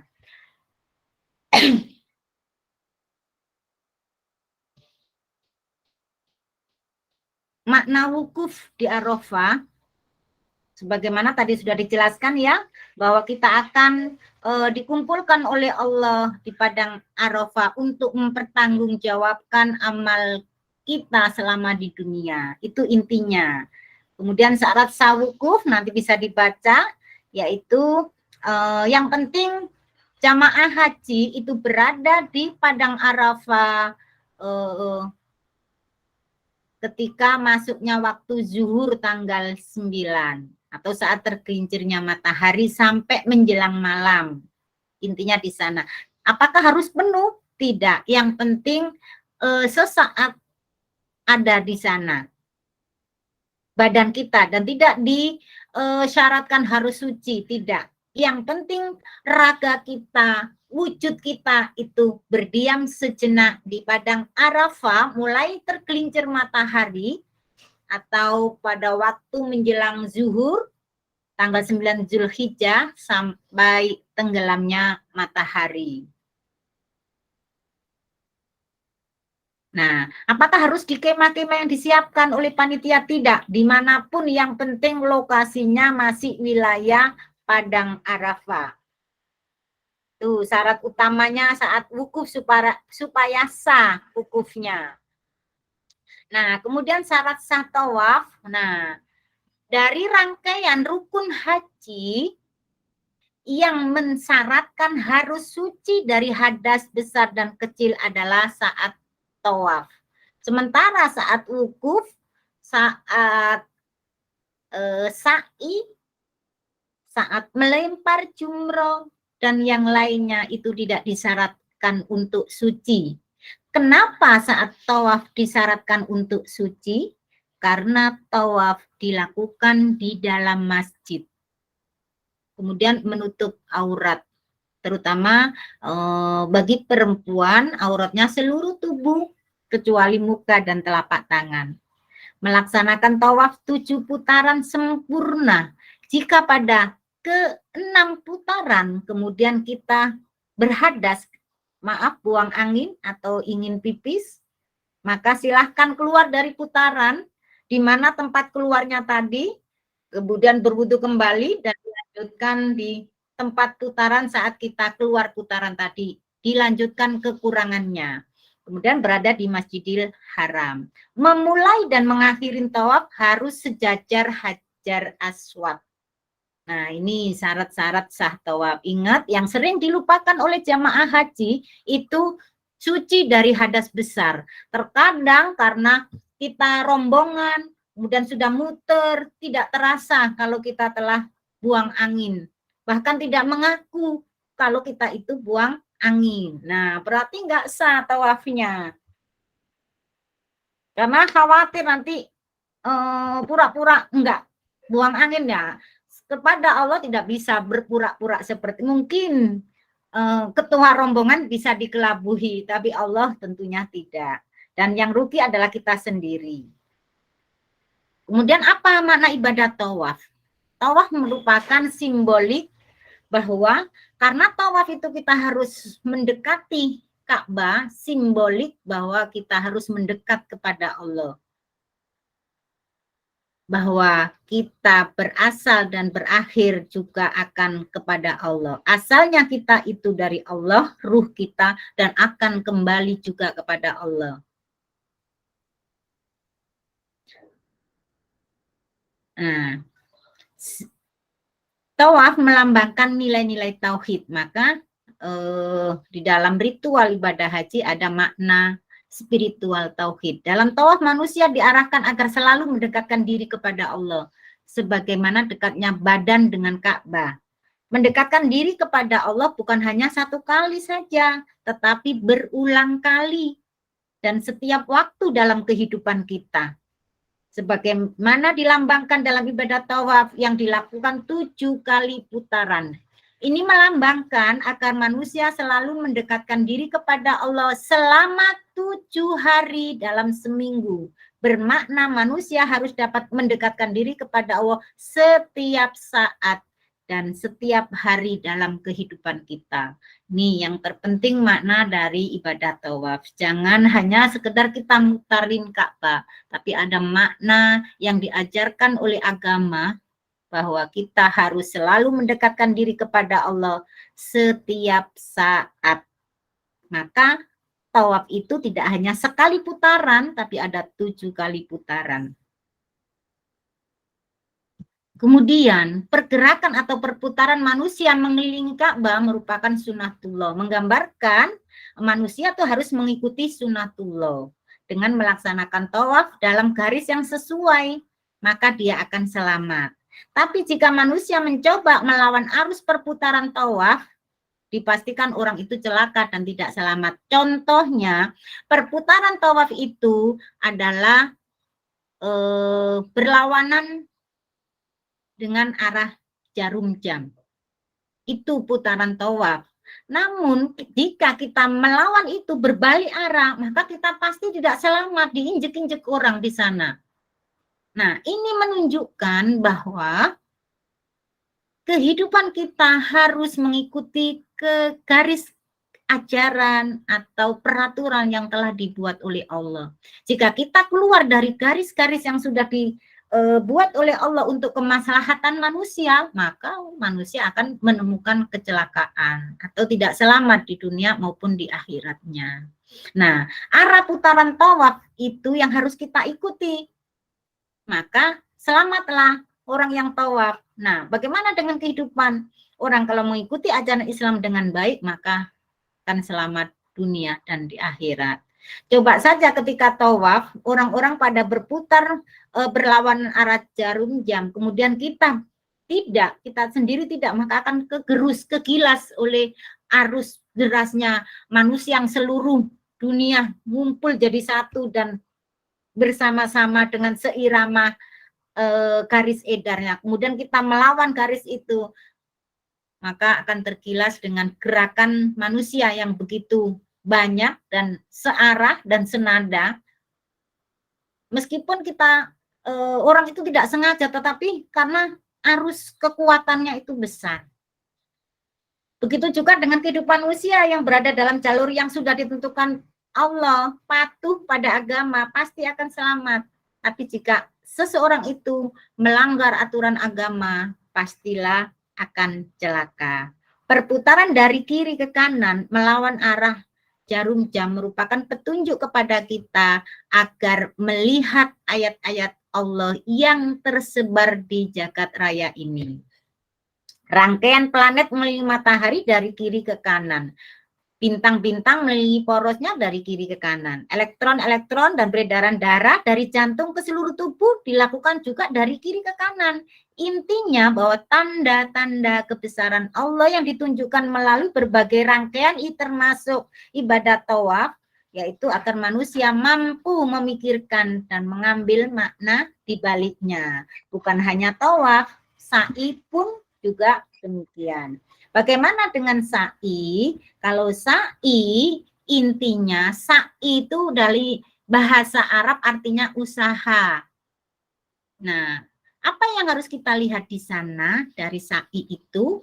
Ini pengertiannya ya, rangkaian sa'i dilakukan juga 3 kali putaran dari Sofa dan berakhir di Marwah. Dilakukan pada tempat sa'i, yaitu jalan sepanjang antara Sofa dan Marwah. Kemudian apa maknanya? Maknanya adalah kita mengambil dari bagaimana tentang keimanan Siti Hajar. Ditinggal di Mekah yang kondisinya saat itu belum masih gersang, air saja tidak ada.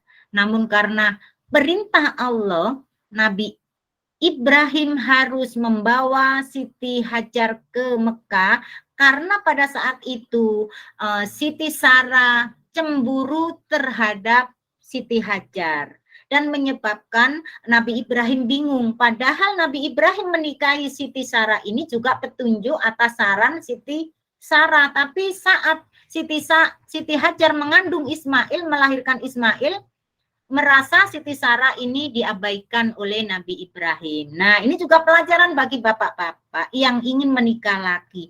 Ini Nabi Ibrahim ini disuruh sama istri pertamanya untuk menikah lagi, namun ujung-ujungnya hatinya terluka. Bagaimana yang jika bapak-bapak menikah dengan sembunyi? Nah, ini bisa kita tarik pelajaran dari sana.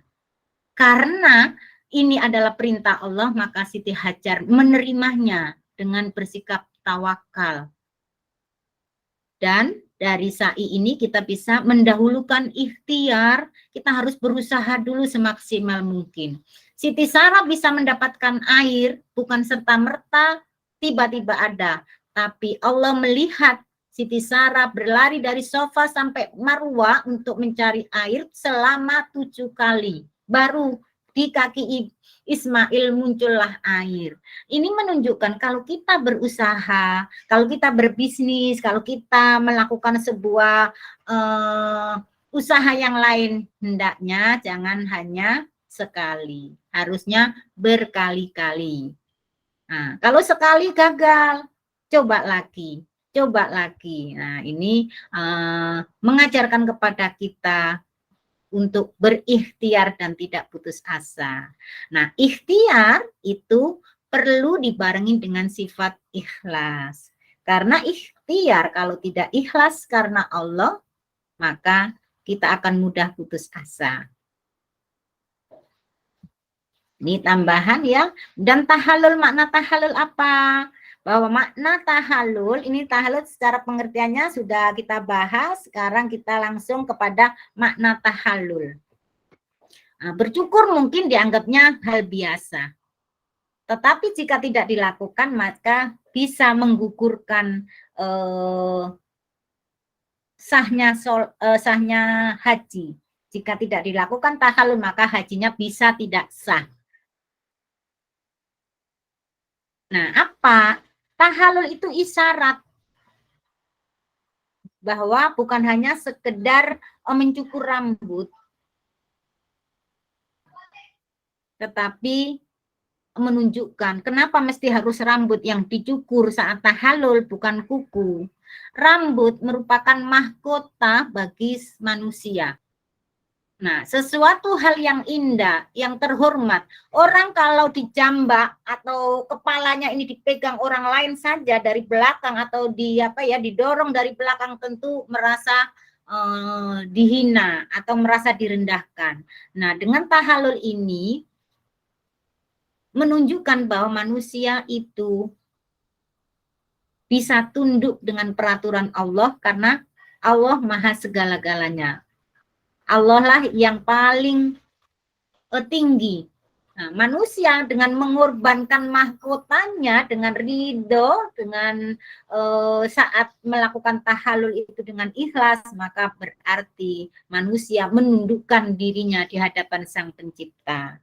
Dengan bersyukur, seseorang dianggap telah bersedia menanggalkan kesombongan yang membuat diri tinggi dibandingkan orang lain. Maka pada makna tahallul ini merupakan merontokkan kesombongan seseorang. Dan juga merupakan terbebasnya dari ketakutan, kecemasan, kekhawatiran. Karena kita tahu ada Allah yang selalu memberikan kita pertolongan. Dan juga mengandung makna dengan kita bertahallul, maka kita akan luruhkan atau kita hapus kesalahan, dosa, atau aib di masa yang lalu. Nah, seperti itu makna simbolik dari tahallul. Nah, ini sudah dibahas ya. Ini ada tadi sunnah, ada sunnah-sunnah dalam haji, ada yang secara umum, ada secara khusus. Ini hanya tambahan, tadi sudah dijelaskan, tapi tidak, ini hanya disimpulkan bahwa di dalam sunnah haji itu ada sunnah yang secara umum, ada yang sunnah secara khusus. Secara khusus itu maksudnya saat umrohnya, saat ikhramnya itu apa sih sunnahnya, saat jumroh itu apa sih sunnahnya, tapi makna secara sunnah secara umum itu berarti ya membaca talbiyah, banyak berdoa, itu kan makna sunnah secara umum. Nah, demikian dari pembahasan hanya tambahan, sedikit tambahan saja dari apa yang telah disampaikan oleh mahasiswa. Mengenai macam-macam haji, macam-macam umroh pada pertemuan minggu yang lalu di PPT yang terdahulu sudah dijelaskan pada malam hari ini. Hanya saja di PPT malam ini yang disampaikan oleh mahasiswa belum ada nafar awal dan nafar sani. Nah, nanti bisa dibaca kembali oleh mahasiswa di pertemuan yang minggu lalu. Nah, karena nanti pada UAS materi yang cenderung fokusnya nanti di bab haji ini. Baik, karena waktu saya cukupkan sampai di sini. Barangkali ada pertanyaan, silakan. Atau nanti kita lanjut.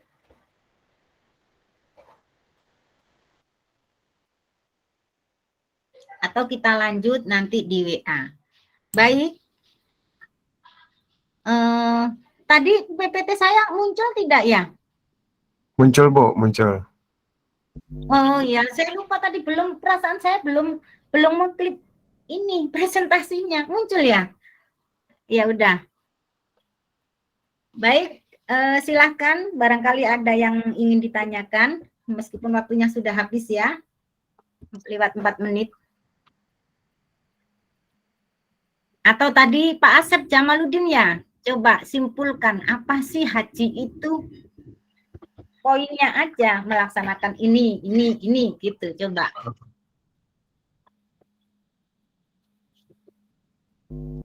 Iya, Bu. Ya. Melaksanakan ibadah dari ihram, wukuf, Ya.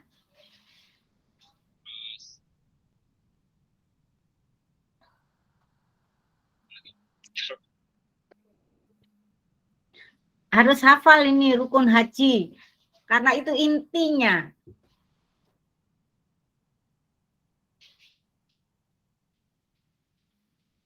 Ayo yang lain bisa menambahkan ihram, wukuf, Tawaf. terus tawaf, habis tawaf, Sa'i, sa'i, terus Tahalul. tahalul. Tahalul. Dengan syarat sahnya ya, diperhatikan. Kemudian ditambah apa lagi? Setelah itu kan rukunnya ditambahkan melakukan apa? Plus melaksanakan sunnah. sebelum sunnah apa? Tertib. Bukan, tertib itu setiap. Lempar jumroh, Bu. Nah, jangan lempar jumroh. Kalau lempar jumroh kan bagian. Apa itu? Lempar jumroh itu bagian dari apa? Wajib. Wajib haji. Iya, nah wajib haji itu ada melempar jumroh, ada yang lain-lainnya. Kalau dijawabnya melaksanakan rukun haji plus jumroh, lempar jumroh, berarti yang lain enggak. Tapi kalau disebut dan melaksanakan rangkaian kewajiban haji atau wajib haji. Nah, itulah. Menginap di Mina, Bu. Hah? Menginap di Mina. Nah, ya itu nanti penjelasan dari wajib haji. Tapi secara garis besarnya, kalau disimpulkan berdasarkan rumus, berarti haji itu melaksanakan rukun haji dan wajib Haji. Melaksanakan kewajiban. Nah, gitu secara garis besarnya. Nah, nanti rukun haji itu apa? Diurai. Wajib haji itu apa saja gitu. Jangan gini, melaksanakan rukun haji dan bermualam di Mina. Oh, berarti yang lainnya tidak. Tapi kalau kita sebut dan melaksanakan wajib haji di antaranya bla bla bla. Nah, itulah yang disebut dengan ritual ibadah haji. Nah, dengan sendirinya nanti kita akan tahu bagaimana perbedaannya ritual umroh. Kalau umroh kan tidak ada sama-sama melakukan rukun umroh dengan tidak dijelaskan rukun umrohnya itu apa. Ditambah wajib umrohnya apa. Itu selesai. Lalu kenapa kok sampai berbulan-bulan pergi haji? Kenapa? Kan hanya melakukan itu saja. 5 hari juga sudah selesai. Kenapa sampai 40 hari di Mekah? Jalan-jalan sama umroh. Itu mah Pak Yudi kalau haji. Umroh plus jalan-jalan biasanya, Bu. Nah, kan yang di apa ya? Yang diatur ini kan banyak orang seluruh dunia. Maka prosesi administrasi itulah yang menyebabkan lama. Maka bagi orang yang sibuk, dia ngambilnya haji kiron. Datangnya di akhir, pulangnya duluan setelah rangkaian, tapi tetap setelah rangkaian ibadah semuanya dilakukan dan sudah tahalul, maka sudah tuh haji pelaksanaan haji kiron. Nah, kenapa sampai lama? Yang lama itu ya tadi ada jalan-jalannya, ada sunah-sunahnya. Kan ke Medina dulu, sholat 40 waktu. 7 hari itu jadi 40 waktu. Secara berjamaah. Nah, banyak ziarah-ziarahnya. Bukan jalan-jalan ya Pak Yudi. Banyak ritual, ibadah sunnah, dan ziarah. Jangan jalan-jalan, beda ya Pak Yudi. Sebetulnya sudah menyengaja datang ke Baitullah untuk beribadah kepada Allah. Berarti segala aktivitas jalan-jalannya itu dianggap ibadah manakala diniakan untuk beribadah kepada Allah. Beda jadi ya, jalan-jalan yang tanpa menyengaja ke Baitullah dengan niat ibadah dengan jalan-jalan biasa, beda. Nah, seperti itu. Semoga pembahasan haji ini sedikit banyak ada gambaran. Ada pertanyaan? Cukup? Bu, izin Bu bertanya, Bu. Boleh. Apa Pak Asep? Izin bertanya Bu, untuk ketentuan dan syarat-syarat hewan kurban untuk pembayaran dam gimana Bu? Apa syarat Nah, dan ketentuannya sama hewan dengan kurban yang pada kurban umumnya? itu sama dengan kurban sama pada ya, Bu? umumnya. Sama Iya. hewan kurban pada umumnya di Iya, perayaan iya kan? Idul Adha ya Bu? Iya, sama. Tidak boleh cacat. Harus berumur minimal berapa tahun itu? 2 tahun ya? 2 tahun. Iya Bu. 2. Iya, sama Kalau ya. kurban 2 tahun. Harus yang bagus, jangan yang pincang atau matanya culik, nggak boleh itu buat kurban. Yang terbaik, syukur-syukur bisa melebihi dari, misalnya harusnya beratnya 50, kita yang 60. Yang terbaik intinya yang untuk berkurban kepada Allah. Mengingat kita sejarah masa lalu Habil dan Qabil. Kalau Qabil berkurbannya ngambil yang jelek-jelek, tapi Habil berkurbannya ngambil yang paling bagus-bagus. Akhirnya kurban mana yang diterima oleh Allah? Yaitu kurbannya dari Habil. Nah, ini sejarah yang mengajarkan kepada kita ketika berkurban, berinfak, bersedekah, pilihlah yang terbaik. Begitu Pak Asep. Baik, terima kasih Bu. Ya, ada lagi? Kalau tidak ada, saya ingin pertemuan minggu depan praktik ya, dan menjawab kuis di e-learning. Jadi tidak gumit. Ada sanggahan atau ada usul? Prakteknya bikin video atau gimana, Bu? Ya, video aja kayak kemarin sholat. Oh ya. Sholat jenazah ya, Bu? Ya, sholat jenazah. Insya Allah siap, Bu. Iya.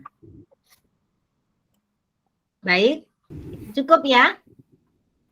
Ya, Bu. Kisi-kisinya minggu depan saja. Tapi setidaknya udah di situ kisi-kisinya di bab haji ini. Kan yang lainnya bab sholat sudah dipraktikkan. Paling banyak nanti memang di haji, materi haji sama zakat. Ya, itu udah kisi-kisi ya, haji dan zakat. Baik, karena waktu kita dibatasi, akhirnya kita sampai di sini pembahasan haji dan umroh. Semoga yang sedikit bisa dikembangkan lagi dengan referensi yang lebih banyak. Mahasiswa harus banyak membaca. Iqra bismi rabbikal ladzi khalaq, khalaqal insana min 'alaq. Iqra wa rabbukal akram. Bacalah. Dan dengan membaca, maka hidup kita akan menjadi mulia karena kita banyak tahu, dan karena banyak tahu maka akan bijaksana dan banyak benar dalam melakukan ibadah sehingga sah ibadah kita. Akhirnya kita tutup dengan baca hamdalah. Billahi taufik wal hidayah. Assalamualaikum warahmatullahi wabarakatuh. Waalaikumsalam. Waalaikumsalam. Terima kasih, Bu. Terima kasih, Bu. Ya, baik. Terima kasih Bu. Selamat malam. Malam, Bu. Malam, Bu. Ya. Ya, Bu. Makasih. Selamat malam, Pak Wahno. Malam, Pak Yudi. Saya izin lab, Pak Wahno. Siap. Untuk Boleh, berhasil. Mangga. Ya. Ngantuk ya. Ya.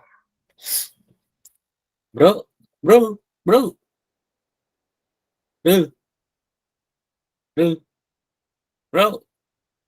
Matikan rekaman. Waduh. Kemana nih? Tidur Pak Haji Live ya, kayaknya. Pak. Siap.